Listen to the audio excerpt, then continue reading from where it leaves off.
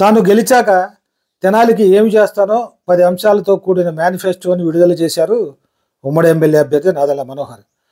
Tenali Janasena party కార్యాలయంలో ఏర్పాటు చేసిన విలేకరుల సమావేశంలో ఈ మేనిఫెస్టోని విడుదల చేశారు. ఉమ్మడి అభ్యర్థిగా గ్రామాల్లో పర్యటిస్తున్నప్పుడు ప్రజలు ఏం కోరుకుంటున్నారో ఈ ప్రయాణం వల్ల తాను తెలుసుకున్నానన్నారు. 4 లైన్ల రహదారులు అటు గుంటూరుకి ఇటు మంగళగిరి వరకు పూర్తి చేస్తామన్నారు. అదేవిధంగా పట్టణాల్లో పల్లెల్లో క్వాలిటీతో కూడిన రోడ్లు డ్రైనేజీలు నిర్మిస్తామన్నారు. ఇప్పటి వరకు ప్రజల్ని ఇబ్బంది పెడుతున్న చెత్త పన్ను రద్దు చేస్తానన్నారు. నియోజకవర్గంలో శానిటేషన్ మెరుగుపరుస్తానని హామీ ఇచ్చారు మనోహర్. తెనాలి పట్టణంలో డిజిటల్ లైబ్రరీలు ఏర్పాటు చేస్తామన్నారు. యువతకు ఉద్యోగ అవకాశాలకు ఇది ఎంతో ఉపయోగపడుతుందన్నారు. తెనాలి ప్రభుత్వ ఆసుపత్రిని కార్పొరేట్ వైద్యశాలకు ధీటుగా మెరుగుపరిచి అన్ని సౌకర్యాలు కల్పిస్తామన్నారు. క్యాన్సర్ సెంటర్ను ఏర్పాటు చేసేందుకు అన్ని విధాలా కృషి చేస్తానన్నారు. రక్షిత మంచినీటి పథకాన్ని తెనాలి నియోజకవర్గంలోని ప్రాజెక్టుని మెరుగుపరిచి ప్రతి ఇంటికి కుళాయి ద్వారా నీరు అందిస్తామని చెప్పారు. ముస్లింలకి షాదీఖానా, కమ్యూనిటీ హాల్, క్రిస్టియన్స్కు శ్మశాన వాటికలకు 1 నుంచి 2 ఎకరాల వరకు భూమి సేకరించి నిర్మాణం చేస్తామన్నారు. వాయిద్య కళాకారులను ఆదుకునే విధంగా సంగీత అకాడమీ ఏర్పాటు చేస్తామన్నారు. గంజాయి విముక్త తెనాలిగా పోలీసు ప్రక్షాళనతో పాటు గెలిచిన వెంటనే లా అండ్ ఆర్డర్ని బలోపేతం చేసి నేరాలను అరికడతామని వివరించారు నాదెండ్ల మనోహర్. కొల్లిపరలో చెక్ డ్యాముల నిర్మాణం చేస్తామని తెలిపారు. తెనాలికి జరిగే మంచిని మనసులో పెట్టుకొని తనను ఆశీర్వదించాలని, గాజు గ్లాస్ గుర్తుపై ఓటు వేసి ఉమ్మడి ఎమ్మెల్యే అభ్యర్థి అయిన తనను గెలిపించాలని కోరారు నాదెండ్ల మనోహర్. ఈ సందర్భంగా తెనాలి జనసేన పార్టీ కార్యాలయంలో జనసేన, టీడీపీ, బీజేపీ ముఖ్య నాయకులతో కలిసి తెనాలి మేనిఫెస్టోని ఆవిష్కరించారు.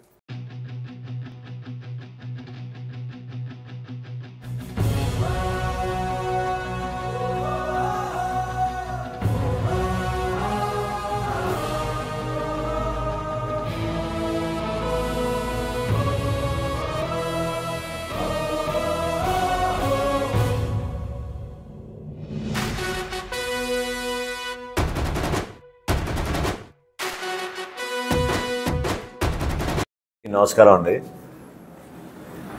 తెనాలి అసెంబ్లీ నియోజకవర్గానికి ఉమ్మడి అభ్యర్థిగా గత 4 వారాల నుంచి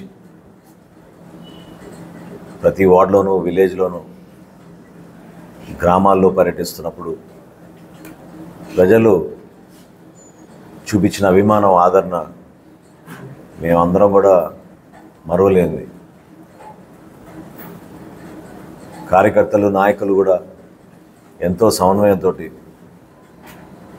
Telugu Desam party, Janasena party, Bharatiya Janata party నాయకులు కార్యక్రమం ఎక్కడ జరిగినా కూడా అంతిమంగా ప్రజలకి దగ్గర అవ్వాలి, ప్రజల సమస్యలు తెలుసుకోవాలని ఒక ప్రయత్నం మేము చేసినప్పుడు చాలా వరకు సామాన్యులు ఏం కోరుకుంటున్నారో, తెనాలి నియోజకవర్గాన్ని మరింత అభివృద్ధి చేసే విధంగా ఎటువంటి ఆలోచనలతోటి ప్రజాభిప్రాయం ఉందో తెలుసుకోవడానికి ఇది గొప్ప అవకాశం కలిగిందని నేను భావిస్తున్నాను. రాష్ట్ర వ్యాప్తంగా చంద్రబాబు నాయుడు గారు భవిష్యత్ గ్యారంటీ గురించి, సూపర్ 6 అనే కార్యక్రమం గురించి, అందులో పొందుపరిచిన అనేక అభివృద్ధి సంక్షేమ కార్యక్రమాల గురించి వివరించుకుంటానే వస్తూ ఉన్నారు. అదేవిధంగా మా పార్టీ అధ్యక్షులు పవన్ కళ్యాణ్ గారు షణ్ముఖ వ్యూహం అనే కార్యక్రమం, అందులో పొందుపరిచిన 6 అంశాలు, అవి కూడా ప్రజలకు ఉపయోగపడే విధంగా రాష్ట్ర వ్యాప్తంగా పర్యటిస్తున్నప్పుడు వాటి గురించి వివరిస్తూనే ఉన్నారు. ఇద్దరు నాయకులు తెనాలికి ఇచ్చేసినప్పుడు ఎన్నికల ప్రచారంలో భాగంగా పవన్ కళ్యాణ్ గారు తెనాలి అభివృద్ధి కోసం ఏ విధంగా గతంలో మనం వేసిన రోడ్లు కానివ్వండి, ఇన్ఫ్రాస్ట్రక్చర్ నిర్మాణంలో మనం తీసుకున్న కొన్ని కార్యక్రమాల గురించి చాలా చక్కగా వివరించారు. రాబోయే రోజుల్లో ఈ ప్రాంతానికి, రైతాంగానికి ఉపయోగపడే విధంగా కొలిపర మండలంలో చెక్ డ్యామ్ కూడా మనం నిర్మాణం చేద్దాం అనే విషయం కూడా ఆయన ప్రస్తావించారు. చంద్రబాబు నాయుడు గారు అనేక సందర్భాల్లో నాతో మాట్లాడినప్పుడు కూడా మనం చేయాల్సిన అభివృద్ధి కార్యక్రమాలపైన ఏ విధంగా మనం దృష్టి సారించి ఇంకా మెరుగుపరిచే విధంగా మన ప్రాంతాన్ని, ఎందుకంటే మనం అమరావతి క్యాపిటల్ రీజన్లో ఉన్నాం. మనం తెనాలి నియోజకవర్గానికి పూర్తి స్థాయిలో అమరావతి రాజధాని నిర్మాణం జరిగినప్పుడు ఈ ప్రాంతానికి అన్ని విధాలుగా మేలు జరిగే విధంగా, పెట్టుబడులు వచ్చే విధంగా, సంక్షేమం జరిగే విధంగా, దీంతో పాటు ఒక ఎకనామిక్ డెవలప్మెంట్ అనేది ఖచ్చితంగా భూముల విలువ పెరగడం, రైతాంగం దాన్ని చక్కగా ఉపయోగించుకోవడం, యువతకు ఉపాధి అవకాశాలు కల్పించుకోగలిగే పరిస్థితి తీసుకురావాల్సిన అవసరం ఎంతో ఉంది. సో ఈ 90 రోజులు అన్ని ప్రాంతాల్లో పర్యటించి అనేక సమస్యలపైన కొంత అవగాహన తెచ్చుకున్న తర్వాత తెనాలి నియోజకవర్గానికి ప్రత్యేకంగా ఒక ప్రణాళిక సిద్ధం చేయాలని మీ అందరం కూడా నిర్ణయించుకున్నాం. ఒక మేనిఫెస్టో అనేది చాలా అవసరం. ఆ మేనిఫెస్టోని ప్రజల్లోకి తీసుకువెళ్ళి రాబోయే 5 సంవత్సరాల్లో మా కూటమి ప్రభుత్వం ఏర్పాటు చేసిన తర్వాత ఈ కార్యక్రమాలు ఏవైతే గుర్తించామో వాటికి ప్రాధాన్యత ఇచ్చుకుంటూ ఖచ్చితంగా పూర్తి చేస్తానని ఈ సందర్భంగా నేను తెలుపుకుంటున్నాను. సో 10 అంశాలపైన క్లుప్తంగా మేము తయారు చేసాం. ముందుగా ఇది చదువుతాను, దాని తర్వాత మీ అందరికీ కూడా మేనిఫెస్టో కాపీ రిలీజ్ చేస్తాం. మొట్టమొదటిది రహదారుల విషయంలో తెనాలికి ఖచ్చితంగా ఏదైతే పెదరావూరు నుంచి నందివేలి వరకు మనం 4 లేన్ల రహదారి మొదలుపెట్టామో దాన్ని ఈ రోజున్న వాస్తవ పరిస్థితులు గమనించి భవిష్యత్తులో కూడా మన ప్రజలకి ఎక్కడ కూడా యాక్సిడెంట్లు కాకూడదు, సురక్షితమైన ప్రయాణం జరగాలి అనే ఆలోచనతో ఆ రోడ్ని మంగళగిరి వరకు, అంటే జాతీయ రహదారితో అనుసంధానం చేసే వరకు రేవేంద్రపాడు మీదుగా ఆ 4 లేన్ల రహదారి పూర్తి చేస్తామని ఈ సందర్భంగా మేము అదొకటి గుర్తించాం. అదేవిధంగా గుంటూరుకి వెళ్ళే ప్రధాన రహదారి, ఆ రహదారిని కూడా మనం 4 లేన్ల రహదారిగా మార్చాల్సిన అవసరం ఎంతో ఉందని మనస్ఫూర్తిగా నేను భావిస్తున్నాను. వీటితో పాటు అనేక గ్రామాల్లో, పట్టణంలో కూడా రోడ్ల నిర్మాణం ఎక్కడ జరగలేదు. కొత్త రోడ్ల నిర్మాణం ఇంకా జరగాల్సింది ఉంది. రోడ్ల మెయింటెనెన్స్ కూడా చాలా ఉంది, అధ్వానంగా తయారైపోయినాయి. కొన్ని చోట్ల అసలు లెవెల్స్ లేవు. వర్షం పడినా కూడా నీళ్ళు అక్కడ ఆగిపోయి ప్రజలకి బాగా ఇబ్బంది అవుతుంది. సో ఆ అంశాలను కూడా గుర్తించి ఒక క్వాలిటీతోటి అట్ ద సేమ్ టైం నాణ్యత ఒక్కటే కాకుండా ఏ విధంగా ఈ కార్యక్రమం ద్వారా ఎక్కువ మందికి ఉపయోగపడుతుందో జాగ్రత్తగా చూసి ఆ గ్రామానికి మేలు చేసే విధంగా, వాటితో పాటు సైట్ కాలువలు కూడా నిర్మాణం జరిగే విధంగా ఒక ప్రణాళిక సిద్ధం చేసుకుని ముందుకెళ్తాం. రెండో అంశం, మన మున్సిపాలిటీలో శానిటేషన్ విషయంలో చాలామంది పాపం ప్రజలు ఎంతో ఇబ్బంది పడుతూ, ఆ డ్రైన్ల పరిస్థితి చూడండి ఒకసారి, ఎట్లా బతుకుతున్నామో మేము. ఈ కాలువల మరమ్మతులు లేదా కాలువల కనీసం గతంలో చేసే ప్రతిరోజు శానిటేషన్ కూడా ఈరోజు చేయడం లేదు, వారానికి ఒకసారికి వస్తున్నారు, ఇబ్బందికరంగా ఉందని చాలామంది పాపం ఎంతో ఆవేదనతో వ్యక్తపరిచారు. కొన్ని సందర్భాల్లో అయితే స్థానికంగా ఉన్న ప్రజాప్రతినిధులు వచ్చి వాళ్ళని బెదిరిస్తున్నారని వీళ్ళు కంప్లైంట్ చేస్తే ఆ ఆవేదన మహిళల్లో కూడా చాలా తీవ్రంగా ఉన్నది మేము గుర్తించి ఖచ్చితంగా మాటిస్తున్నాం. మొదటిది, వ్యాపారవేత్తలు కోరుకున్నట్టు ఈ చెత్త పన్ను ఖచ్చితంగా మేము ఎత్తేస్తాం. సో ఎవరికి కూడా మన తెనాలి పట్టణంలో చెత్త పన్ను విధించే విధంగా మున్సిపాలిటీ ఏదైతే కార్యక్రమం చేసిందో దాన్ని తప్పకుండా ఆ పన్నుని రద్దు చేసి మెరుగైన శానిటేషన్ ఈ మన తెనాలి నియోజకవర్గంలో తెనాలి పట్టణానికి అందించే విధంగా తప్పకుండా చర్యలు తీసుకుంటాం. మూడోది, 15 సంవత్సరాల క్రితమే పెదరావూరులో మొట్టమొదటిసారి దేశంలో డిజిటల్ లైబ్రరీ ప్రారంభించాం. దాని ద్వారా ఆ రోజుల్లో కూడా పాపం తెనాలి నుంచి కంప్యూటర్స్ వాడుకోవడానికి, ఇంటర్నెట్ వాడుకోవడానికి యువత ఎవరైతే బ్యాంక్ ఎగ్జామ్స్కి, సివిల్స్కి ప్రిపేర్ అవుతున్నారో సైకిల్ మీదుగా కూడా వాళ్ళు పెదరావూరు వరకు వెళ్ళి ఆ డిజిటల్ లైబ్రరీ ఉపయోగించుకుంటూ ఉండేవాళ్ళు. సో ఈ రోజున నేను మాటిస్తున్నాను, తెనాలి పట్టణంలో ఒక అద్భుతమైన డిజిటల్ లైబ్రరీ యువత అందరికీ ఉపయోగపడే విధంగా ఒక లెర్నింగ్ సెంటర్గా మారేటట్టు అది కూడా ఈ మేనిఫెస్టోలో పొందుపరిచాం. 4వ అంశం, మీ అందరికీ తెలుసు, గతంలో తెనాలి ప్రభుత్వ ఆసుపత్రి పైన ఏ విధంగా దృష్టి సారించి అక్కడ ఉన్న పరికరాలు కానివ్వండి, యంత్రాలు కానివ్వండి, లేదా డాక్టర్స్ అవైలబిలిటీ కానివ్వండి, ప్రతి సందర్భంలో కూడా జాగ్రత్తగా పర్యవేక్షించుకుంటూ ఎక్కడ కూడా చివరికి బ్లడ్ కొరత కూడా లేకుండా అన్ని విధాలుగా కూడా ఆ హాస్పిటల్ ప్రిపేర్ అయ్యేటట్టు చేశాం. ఉన్న హాస్పిటల్ని ఇంకా మెరుగుపరిచి తల్లి పిల్లల హాస్పిటల్ కూడా తీసుకొచ్చి ఎవరు కూడా గర్భిణీ స్త్రీలు కానివ్వండి ప్రసవించేటప్పుడు తెనాలి నుంచి గుంటూరుకో విజయవాడకో వెళ్ళాల్సిన అవసరం లేకుండా ఇక్కడే అన్ని విధాల వైద్య సదుపాయాలు కల్పించే విధంగా మనం మన తెనాలిలో గర్వపడే విధంగా మనం చేసాం.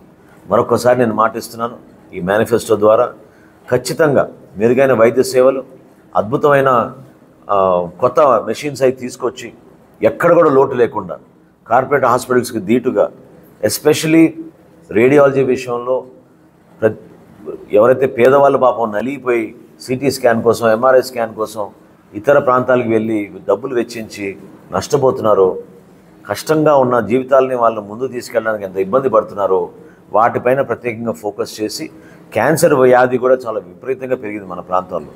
సో క్యాన్సర్ వ్యాధి నివారణ కోసం, వాళ్ళకి ట్రీట్మెంట్ కోసం కూడా ఇక్కడ ఒక సెంటర్, ఒక ఎక్స్టెన్షన్ సెంటర్ ఏర్పాటు చేసేటట్టు తప్పకుండా నా వంతు నేను కృషి చేస్తానని మాటిస్తున్నాను.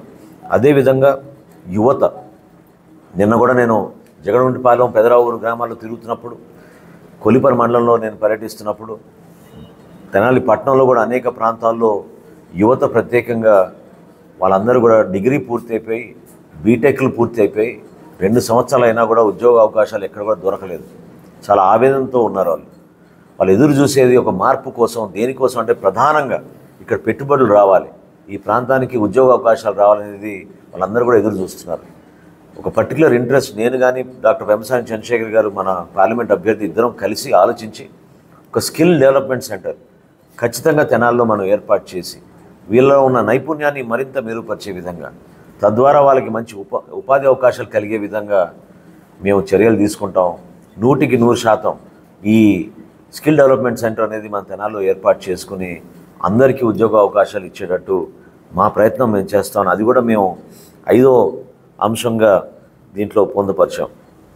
ముఖ్యమైన అంశం, తెనాల్లో మనం ఏర్పాటు చేసిన రక్షిత మంచినీటి పథకం తెనాలి మున్సిపాలిటీకి, అదేవిధంగా తెనాలి రూరల్ మండలంలో ప్రతి గ్రామానికి, కొలిపర మండలంలో కూడా ప్రతి గ్రామానికి వాటర్ ట్యాంకులు కట్టి పైప్ లైన్లు వేసి మనం చేసిన అద్భుతమైన ప్రాజెక్ట్ని వీళ్ళు నిర్వీర్యం చేసేశారు.